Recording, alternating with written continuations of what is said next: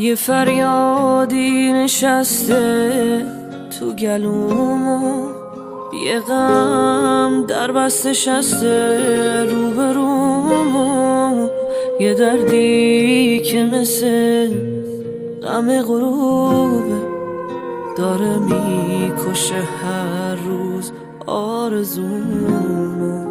سیاه آسمونو ابر تیره دلم بدجوری این روزا میگیره، پرنده دیگه آبادون نمیخواد، بس که زخم خورده انگار سیره سیره. ایران من چی آوردن سر تو غمگینی؟ چرا یه روز خوش میبینی؟ گربه تنها که همش بغضاره، حقت این نبود که به خاک بنشینی. چی شده این همه سرگردونی؟ غنچه گلات که شدن زندونی. چقدر سخته یه چشم اشک و یکی خون، مهر غم زدن وسط پیشونی.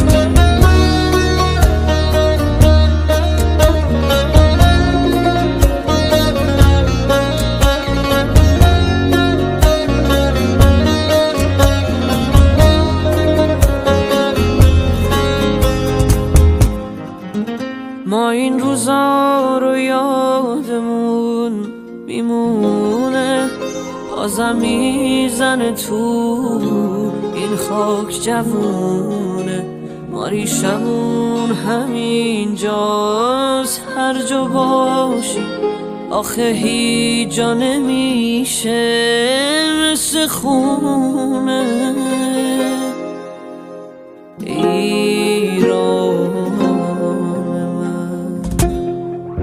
چی آوردن سر تو غمگینی؟ چرا یه روز خوش نمیبینی؟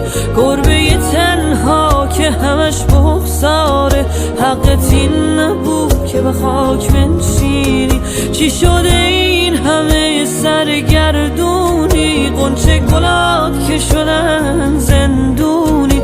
چقدر سخته یه چشم اشک و یکی خون، مهر غم زدن وسط پیشونی.